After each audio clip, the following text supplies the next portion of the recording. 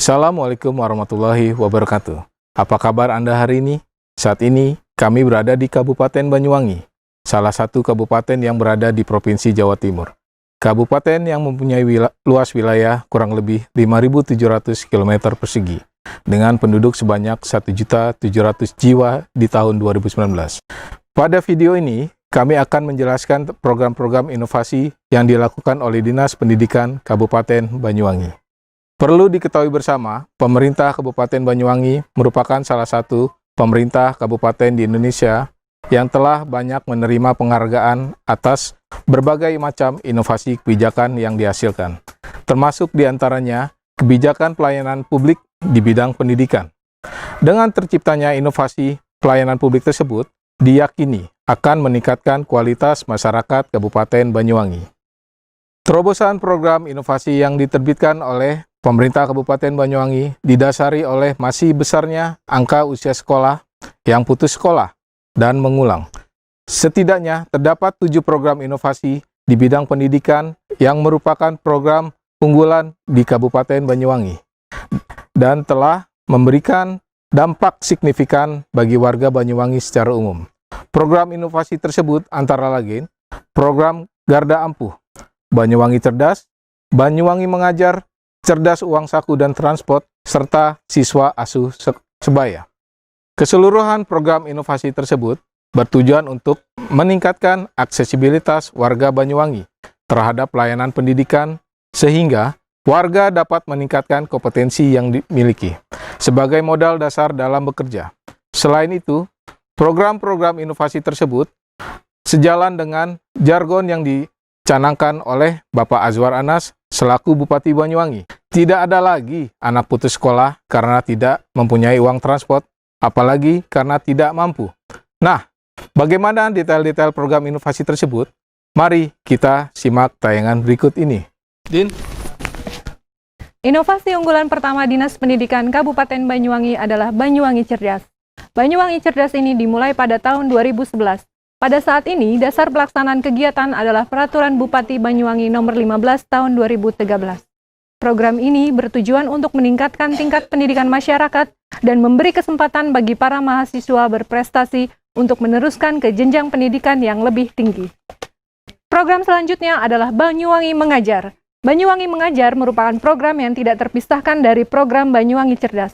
Program ini merupakan komitmen para peserta program Banyuwangi Cerdas untuk berdedikasi sebagai relawan untuk mengajar, mendidik, melatih, membimbing, atau sebagai fasilitator pengembangan dan pembangunan wilayah desa di daerah dengan tingkat akses sulit di Kabupaten Banyuwangi atau lebih dikenal dengan DETAS, yaitu Kecamatan Wongsorejo, Kalipuro, Pesanggerahan, Licin, dan Sempu. Yuk!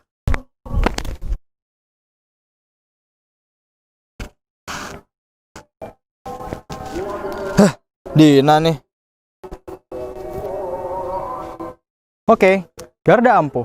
Apa sih? Garda Ampuh itu gerakan daerah angkat anak muda putus sekolah untuk bisa kembali bersekolah. Sekolah formal maupun sekolah informal. Keren gak tuh? Ini penting nih. Garda Ampuh itu bertujuan untuk 1. Meringankan biaya pendidikan anak tidak mampu putus sekolah dalam rangka wajib belajar 12 tahun pada pendidikan formal maupun informal. Yang kedua, memberikan tabungan guna mendukung kelangsungan pendidikan. Siapa penerima manfaatnya? Garda Ampuh itu untuk 1. Anak putus usia sekolah, 2. Anak muda putus sekolah usia produktif, yaitu usia 6 sampai 21 tahun. 3. Alumni program keaksaraan dasar. 4. Anak kurang mampu, yatim, fakir miskin, putus sekolah. 5. Anak berkebutuhan khusus. 6. Masyarakat umum yang belum mengenyam pendidikan dasar dan menengah. Programnya apa aja? 1. Sekolah formal, SD, SMP, SMA, SMK. 2. Pusat kegiatan belajar masyarakat untuk program pendidikan kesetaraan, paket A, paket B, paket C. Lembaga kursus dan pelatihan. 4. Kelompok belajar yang berafiliasi dengan PKBM yang diselenggarakan di desa-desa Smart Kampung. Ada yang unik nih dari Garda Ampuh. Selain syarat administrasi, disyaratkan juga orang tua calon penerima beasiswa tidak merokok. Logikanya, kalau yang bersangkutan merokok, berarti bisa menjadi biaya transportasi. 2. Dari sisi pengendalian, Dinas Pendidikan menggunakan aplikasi Smart Better untuk mendeteksi warga yang putus sekolah. 3. Fasilitas yang diterima berupa tabungan 2,4 juta per tahun untuk uang saku dan transport. Itulah Garda Ampuh. Next, ada apa lagi ya? Lanjut Mas Koko. Pelan-pelan dong yuk, jadi kotor nih baju gue. Bentar ya, gue pakai udeng dulu nih. Nah, selanjutnya saya akan menjelaskan terkait dengan program Banyuwangi Cerdas Uang Saku Sekolah adalah bantuan uang saku dan transportasi untuk pelajar yang kurang mampu pada keempat kecamatan, di antaranya yaitu Kecamatan Kalipuro, Kecamatan Muncak, Kalibaru, dan Kecamatan Wonorejo. Dengan adanya bantuan ini, diharapkan dapat mendorong para pelajar yang berasal dari keluarga tidak mampu untuk giat bersekolah. Nilai bantuan uang saku bagi pelajar sekolah dasar atau sederajat sebesar Rp5.000 per hari, bagi pelajar SMP atau sederajat sebesar Rp10.000 per hari, dan pelajar SMA atau sederajat sebesar Rp15.000 per hari. Sedangkan bantuan uang transportasi sebesar Rp5.000 per hari. Selain bantuan uang saku sekolah dan uang transportasi harian, pemerintah Kabupaten Banyuwangi juga mengelontorkan dana bantuan untuk program tabungan pelajar bagi 1.800 pelajar di berbagai kecamatan di Kabupaten Banyuwangi. Tiap pelajar mendapat beasiswa sebesar 5 juta per tahun bagi pelajar SD atau sederajat, 6 juta rupiah per tahun bagi pelajar SMP atau sederajat, 7 juta rupiah per tahun bagi pelajar SMA atau sederajat. Nah, selanjutnya, ayo Mas Ardian. Thank you Mas Koko. Sekarang, SAS. Apa tuh SAS? Kepanjangannya itu Siswa Asuh Sebaya. Merupakan bentuk kepedulian dari siswa yang berasal dari keluarga mampu ekonominya untuk rekannya siswa dari keluarga yang tidak mampu dalam memenuhi kebutuhan personalnya untuk bersekolah. SAS ini pengelolaannya dari siswa, oleh siswa, dan untuk siswa loh. Dengan tetap diawasi oleh pengurus sekolah yang ditunjuk dan Dinas Pendidikan Kabupaten Banyuwangi. Tahu nggak? Program ini dapat penghargaan. Masuk ke dalam Top Sinovic 99 Kemenpan RB dan nominator MDGs Award tahun 2014. Mantap guys. Dana SAS ini murni dari partisipasi siswa. Sedangkan Dinas Kabupaten Banyuwangi melakukan publikasi supaya program inovasi ini dapat berjalan baik dan efektif. Sejak program SAS diluncurkan tahun 2011, dana yang terkumpul sampai dengan saat ini sudah mencapai 18,8 miliar rupiah. Dengan penerima manfaat lebih dari 300.000 siswa. Wow kan? Hal ini dapat memberikan penanaman pendidikan karakter pada anak sejak dini. Maksudnya, berbagi dengan sesama yang kurang beruntung. Terus, nggak main-main bro. Semua ini legal dan ada aturannya, yaitu Keputusan Bupati Banyuwangi nomor 24 tahun 2014 tentang program Siswa Asuh Sebaya. Keren men. Sekarang, SAS sudah bertransformasi menjadi program Sekolah Asuh Sekolah. Maksudnya, dana SAS di sekolah A bisa dilimpahkan ke sekolah B untuk siswa yang tidak mampu di sekolah B. Mantap kan? Rivi. Wow. Wah, untung gue jago nyundul, An. Thank you, An. Oke, teman-teman. Dari berbagai program inovasi kebijakan yang telah dijabarkan oleh rekan-rekan saya, ada beberapa lesson penting yang dapat kami sampaikan. Pertama, kepemimpinan yang cerdas. Bapak Bupati Azwar Anas merepresentatifkan kompilasi jiwa kepemimpinan yang harus dimiliki oleh setiap pemimpin. Beliau menganut falsafah Ingarsa Sung Tulada, yang maknanya pemimpin harus mampu menjadi teladan bagi para pengikutnya. Kemudian falsafah yang kedua, Ingmadya Mangun Karsa, pemimpin yang harus membangkitkan semangat berkreasi, bersuakarsa pada orang-orang yang dibimbingnya. Kemudian, beliau juga cermat dalam melihat peluang, memberi kebebasan bagi pegawainya untuk berkreasi, senantiasa berpikir positif, dan ini yang paling penting, mengutamakan kepentingan masyarakat di atas kepentingan pribadi ataupun golongan. Contohnya paling sederhana, beliau melarang Indomaret, Alfamart berdiri PMK Banyuwangi demi menumbuhkan ekonomi mikro di PMK Banyuwangi. Lesson yang kedua, Pemda yang cermat dalam penyusunan program kerja. Teman-teman, Pemda Banyuwangi ini menyadari berbagai keterbatasan yang dimiliki, di antaranya keterbatasan PAD, keterbatasan luasnya lahan geografi, keterbatasan sumber daya alam mineral, dan lain-lain. Namun, keterbatasan tersebut pada kenyataannya tidak membuat Pemda menyerah. Justru sebaliknya, Pemda mengedepankan kolaborasi serta memprioritaskan PAD-nya pada pariwisata serta pendidikan. Kenapa pariwisata dan pendidikan?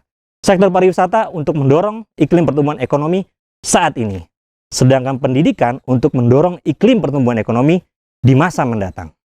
Pelayanan pendidikan yang mumpuni akan meningkatkan kompetensi SDM, sehingga kelak di masa mendatang diharapkan SDM unggul dari PMK Banyuwangi ini dapat berinovasi dan berpikir kreatif dalam menumbuhkan pertumbuhan ekonomi di Banyuwangi kelak.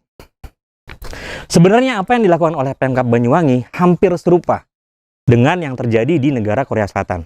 Kita nggak tahu nih mana yang meniru, apakah Korsel meniru Banyuwangi atau Banyuwangi meniru Korsel. Intinya begini, negara Korea Selatan merupakan negara yang juga memiliki keterbatasan di bidang sumber daya mineral.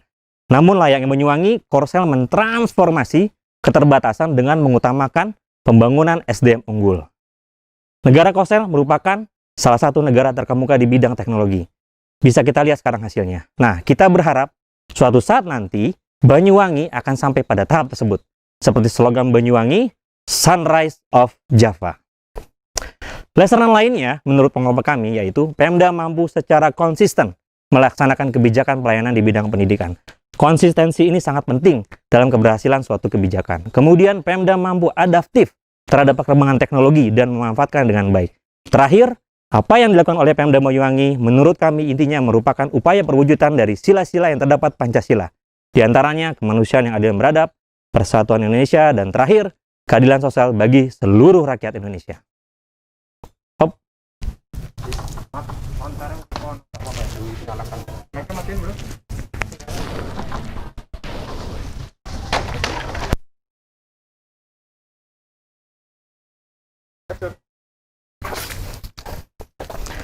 Kesimpulan dari pembahasan kelompok kami ada beberapa hal. Pertama, Pemda Banyuwangi berhasil menurunkan angka anak usia sekolah yang putus sekolah dan mengulang dari semula 2.919 siswa menjadi hanya 962 siswa pada tahun 2019 dari tingkatan SD sampai dengan SMK.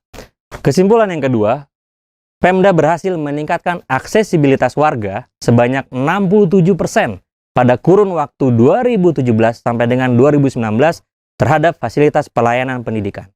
Peningkatan yang sudah saya jelaskan tadi seiring dengan terus meningkatnya tingkat akreditasi sekolah di Kabupaten Banyuwangi. Kesimpulan terakhir, Pemda berhasil meningkatkan peran serta pemberdayaan masyarakat dan menumbuh kembangkan empati sesama warga melalui program SAS. Saran dari kelompok kami, ke depan Pemkab Banyuwangi perlu untuk melanjutkan dan melakukan langkah penguatan terhadap berbagai inovasi kebijakan pendidikan yang sudah ada dan sudah berjalan. Serta perlu terus untuk mengembangkan inovasi berkelanjutan melalui berbagai macam kolaborasi dengan stakeholders bidang pendidikan. Dalam rangka mengentaskan angka anak usia sekolah putus sekolah dan terus meningkatkan kualitas pendidikan guna menuju pembangunan SDM yang unggul, memiliki integritas, dan berjiwa profesional. Sekian dari kelompok kami. Wabillahi taufik wal hidayah. Wassalamualaikum warahmatullahi wabarakatuh.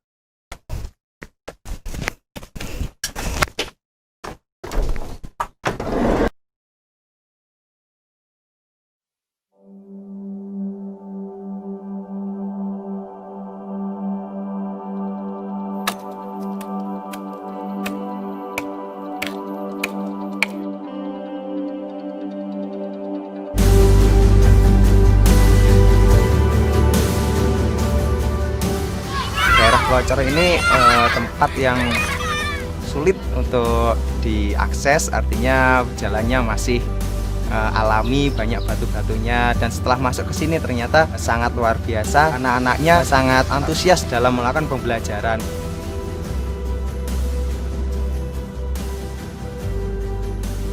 Nama saya Samsul Arifin. Cita-cita saya ingin jadi guru. Nama saya Tio Setiawan. Cita-cita saya ingin menjadi guru. Nama saya Jisa Putro. Cita-cita saya ingin menjadi tentara.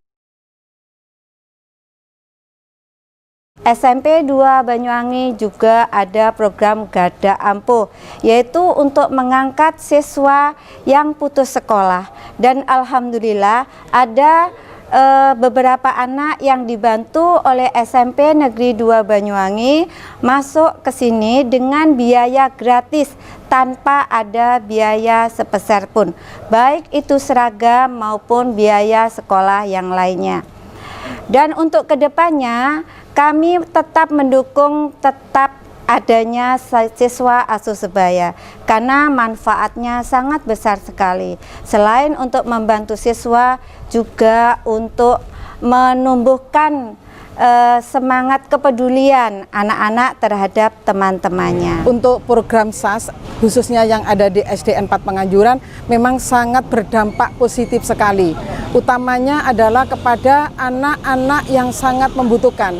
Karena program SAS itu siswa asuh sebaya adalah dari, oleh, dan untuk anak, agar teman-temannya itu yang sangat membutuhkan bersama-sama harapannya bisa menggapai cita-cita secara bersama. Hai, nama saya Neda. Dan saya Nanda Kava. Kami penerima manfaat SAS. Terima kasih pada teman-teman dan guru-guru yang memberikan kami SAS. Alhamdulillah, semenjak kami diberi SAS, kami mendapatkan meraih banyak prestasi. Kata Bu Guru, berbagi itu seperti sumur. Semakin ditimba isinya, semakin jernih airnya, dan semakin banyak manfaatnya. Saya mendapat bantuan SAS dari teman-teman SMKN 1 Banyuwangi untuk membeli keperluan sekolah seperti seragam, buku, dan peralatan sekolah lainnya. Perkenalkan, nama saya Nafas Dana Putra dari kelas 9 SMP Negeri 2 Banyuwangi. Di SMP ini Mas sebagai apa? Sebagai tim SAS dan tim SAS SMP Negeri 2 Banyuwangi. Oke, itu penunjukan tim SAS-nya seperti apa Mas? Dengan cara kita nanti dipilih oleh guru, lalu kita dengan niat dari tulus hati dan nanti kita akan ada seleksi. Tim SAS-nya beranggotakan berapa orang? Kurang lebih 10 anak sampai 20 anak kita, ada 20 anak. 10 anak itu 10 anak dari beda-beda sekolah? Dari ya, jenjang kelas 7, 8, 9. Terima kasih teman-teman dan terima kasih Dinas Pendidikan Kabupaten Banyuwangi.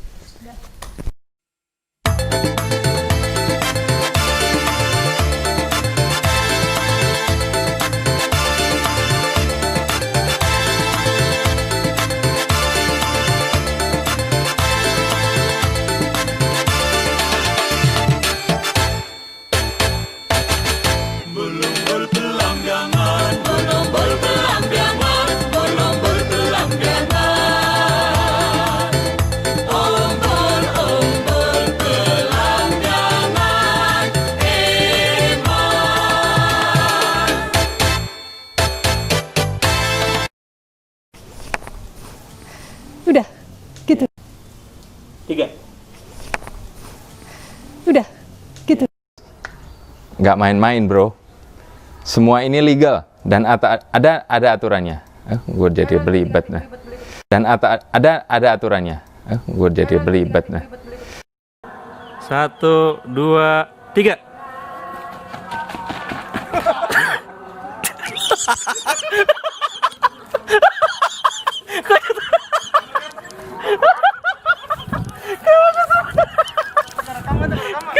Tadi gue